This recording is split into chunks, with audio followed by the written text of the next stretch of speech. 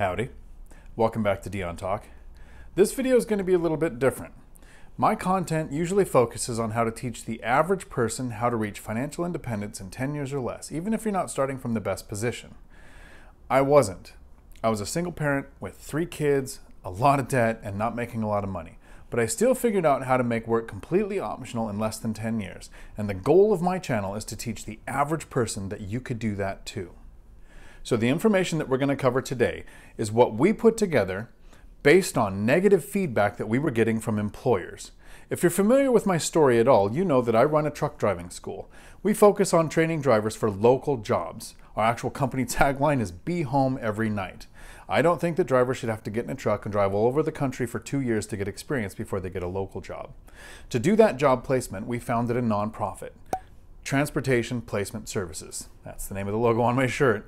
And what that nonprofit does is we help people find non-driving jobs with transportation companies. Each trucking company has an office and a warehouse, HR, IT, operations, logistics, forklift, mechanic, all those non-driving jobs. And what that nonprofit did is it helped our truck driving school develop relationships with local trucking companies so that it was easier for us to place our graduates into local jobs.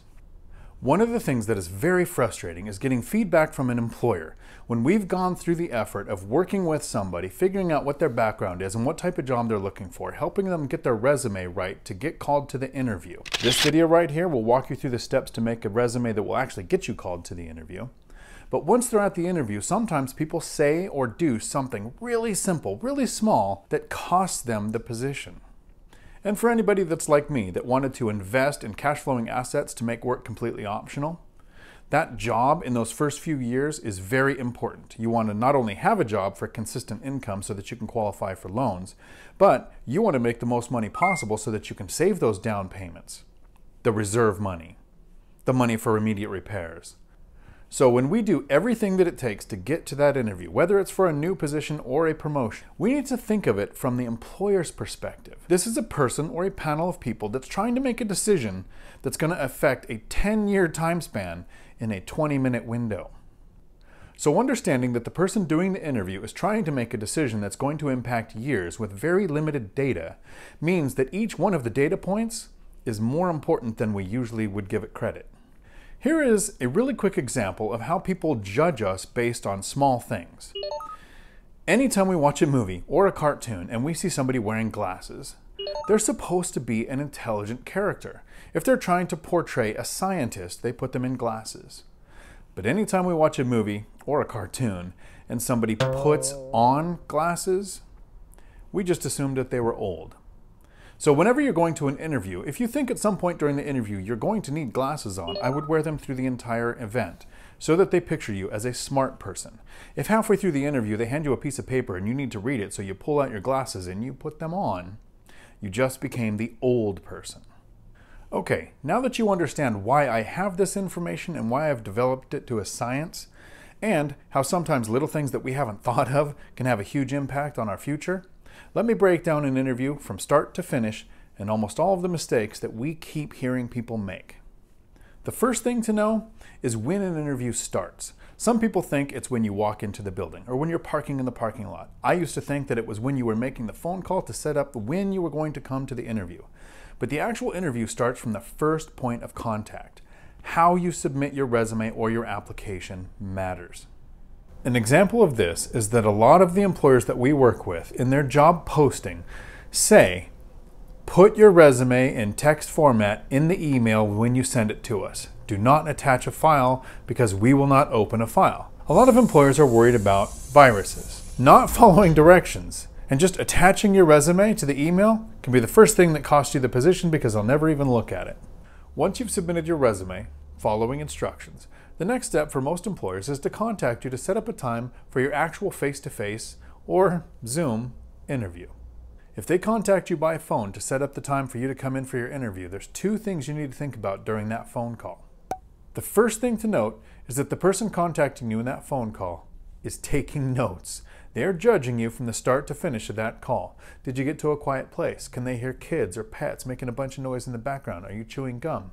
Does it sound like you're sitting or standing or wearing clothes? All of these are things that they're going to be able to write down on the other end of that call.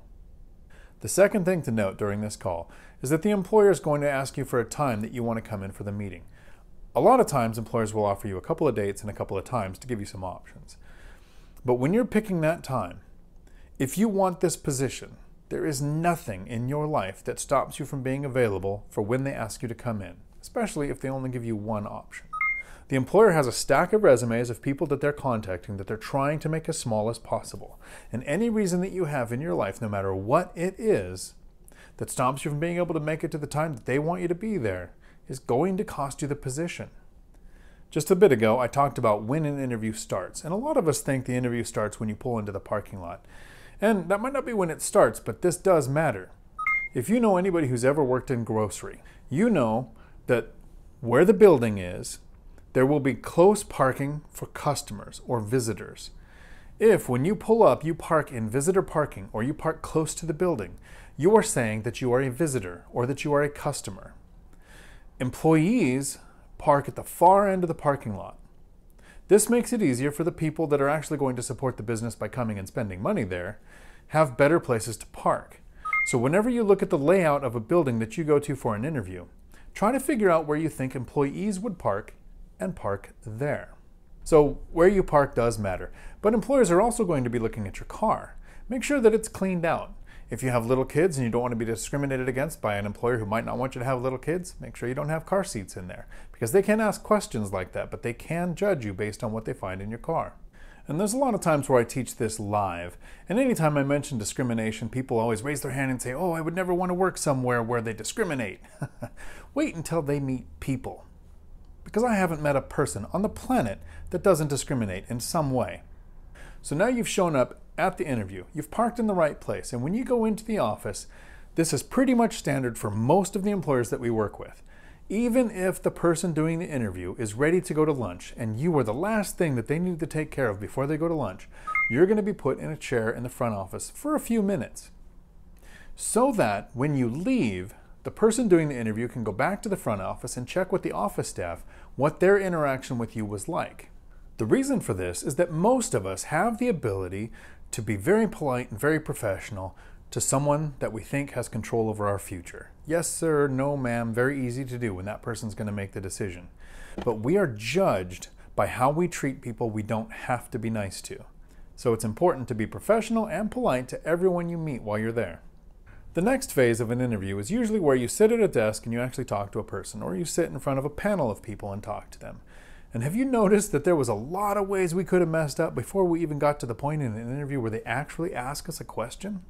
And even though it's possible that we could have already done something that cost us the position, sitting at this point where we're ready to be asked questions during the interview is when most of us get the most nervous.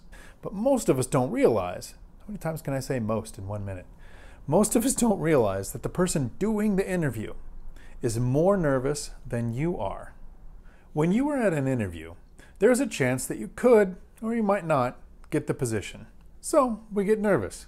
But the person doing the interview is one question away from a lawsuit that could cost them their job and easily cost their employer at least $500,000. Since we know that most of us are going to be nervous during an interview, most of us hopefully have at least Googled how to prepare for an interview. That might be why you ended up watching this video. But when you Google that, you're going to find some really basic common themes, like how much eye contact is appropriate, how much is creepy, what type of handshake do you use? Do you know that there's at least 4 types? How do you sit in your chair? Do you lean forward to seem attentive? Do you cross your arms? Do you mimic the person's motions on the other side of the desk? All of these things that you're trying to remember while you're trying to actually sound articulate and answer a question. Good luck with that if you haven't practiced. And don't worry, at the end of this video, I do cover the 4 types of handshakes, the one you should use during an interview and the one you should never use. There are a bunch of ways to practice for an interview. And the way that I suggest that we've had the most success with is with another living human being. Because a lot of times we're going to have words in our head that sound great, but when we actually try to structure a sentence and put the tone and cadence in our words, it's really hard to actually say them out loud with somebody else who's going to judge our grammar and our speech pattern. The proof of that is that this is the 6th time I've tried to say the sentence that I just said. Another way to practice for an interview would be to set your phone up and hit record. Try to answer some of the most common interview questions. Just Google Most common interview questions: what is your greatest strength? What is your greatest weakness? Tell me about a time you had a customer who was upset, and how did you resolve the issue? Google those and actually say the answers out loud. And even if it's just your phone, you can delete it afterwards, but you'll see what I mean the first time you try to say your answer out loud. What you don't want is to be practicing your answers during an interview for a position you actually really want. Now, I'm going to share with you 2 secrets that I've learned from employers that I work with, and I've actually never seen these shared online before, so be ready to take some notes. The first one is that employers are going to ask you questions that don't have a right answer. They call them Google questions. How many jelly beans fit in a dump truck? How would you tell me the weight of a 747 if you don't have a scale? Our company took a math equation. So imagine you're at an interview for a position that you want, and the employer says, I'm going to write down a math equation, and you're going to have 10 seconds to write down your answer. Here is the equation. 6 minus 6 times 6 equals. You have 10 seconds to answer it for a position you actually really want. The idea with Google questions is that the answer really doesn't matter. The employer is not looking for the right answer or how you think. Here's the purpose. When you guess how many jelly beans fit in a dump truck, or when you think you come up with a way to possibly know the weight of a 747, you might not be right. If you put 0 for the answer to the math equation, that means that you forgot the order of operations. Please excuse my dear Aunt Sally, PEMDAS. And for the people who put 30 that thought they were smart because they didn't put 0, that means you forgot that math goes from left to right. 6 times 6 would happen first, which is 36. 6 minus 36 is negative 30. Our bookkeeper at my truck driving school got this equation wrong twice and was still hired. Because here's why employers ask this question. You are going to make mistakes. You're going to mess up. You're not going to know the right answer sometimes. You need to be able to compartmentalize a mistake and then move on with the rest of your day. If you come in at 8 o'clock in the morning and by 9 o'clock in the morning you've made 2 mistakes and now you just can't handle the rest of the day and you shut down, that's not going to be a really good productive employee for the employer. So the idea is when you are asked questions that don't really seem to have a right answer, the important step is the next question. Can you, knowing that you messed up, set that to the side and answer the next question? The second secret that I want to share is the power of silence. There are a lot of questions that an employer can't ask during an interview. Criminal background questions, domestic status, do you have kids? Things that could be used to discriminate against somebody are questions an employer is not allowed to ask. But silence is powerful. During an interview, all I did was ask a simple question. Is there any reason why you can't show up Monday through Friday between 8 and 5? And the person being interviewed answered no. And they would have been just fine right there. Except I kind of sat there in silence for a few seconds and looked at them. So they thought they needed to fill the silence. So they said, no, I don't miss a lot of days at work. I have daycare in place. My ex doesn't get out of prison for over 6 months, and there's already a restraining order in place. So I got answers to a bunch of questions that I couldn't ask. And ironically, they're still one of our best employees. As an interview wraps up, there's really only one question left that's usually asked towards the end, and this is the one question that tells the person doing the interview what motivates you. Even asking you what motivates you wouldn't tell them because you can have a canned response. A lot of times we're going to get the question towards the end of the interview, do you have any questions for me? And this is that question that tells them what motivates you. If you ask, how many breaks are there? When's the first raise? You're pointing out things like maybe you're lazy or money's the only thing that matters to you. And I've actually seen people teaching interviewing classes tell people to ask a question that costs them the position. They tell people to ask the question, what are the advancement opportunities from this position? Thinking that it makes you look motivated. But really what it does is it makes it seem like they're going to have to interview to fill this position again soon, which is not their goal. Whenever you're at an interview, focus on the position you are interviewing for. Like your resume should be talking about the position you're applying for, not you, not your past, but the position you're trying to fill. Same thing with the interview. You're trying to show them that you want to do this job so that they don't think they have to be doing this whole interview process for this position again. So the questions that I suggest you ask are the ones that make it look like you're looking for a place to stay at a long time. Things like, why is the position open? What's the turnover rate like here? Why do you like working for this company? Once you're hired and in the position, then you can figure out what the advancement opportunities are. But not today. Today is about getting the job. Two last things to think about with an interview. The first one is that you are being judged. Remember, 20-minute window to make a 10-year decision. Whether it's in the office or in the yard, in transportation, this is something that a company will do with a driver just before they take a road test. But for somebody else, it might just be when you're waiting in an area. So you'll be left alone for a little bit, and where you're at, there might be some trash on the ground or a crooked picture. And after they come back, after leaving you alone, if the trash is still on the ground or the item is still crooked, interview's over and you're not hired. In that 20 minutes, if you don't care what the place looks like, what makes you think that they're going to expect you to care what it looks like after you're hired? So be aware of your surroundings. And the last thing about interviewing is follow up. Some employers will try to give you the impression that you didn't get the job so that they can judge how you take bad news. So while you're leaving, you're still being watched. Do you throw your stuff in the back seat? Do you slam your car door? Do you peel out when you leave? A couple weeks later, do you send a follow-up email saying thank you for the interview? This can do a couple of things for you. First, maybe the person that they hired, if they found somebody that they thought was more qualified than you, didn't work out. And second, in a couple of weeks, maybe they have a different position they want to fill and they remember how well you interviewed and that you just weren't a good fit for that first position. You want to keep that top of mind awareness. So I would send an email like a week later, and then maybe 2 weeks later, and then maybe a month later. The information that I covered in this video is very important to me. It's very frustrating with our nonprofit that we find a job that's going to fit somebody really well, and we get the resume done just right, and we get them to the interview, and then they make a simple mistake that costs them the position.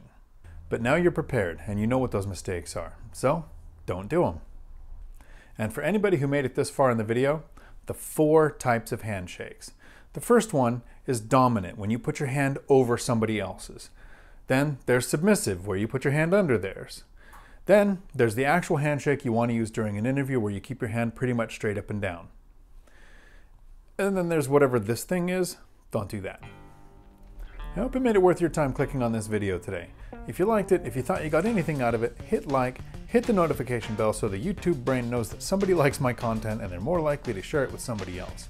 And share this with a friend, because maybe they need to know that there's a little more to an interview than what most of us think there is.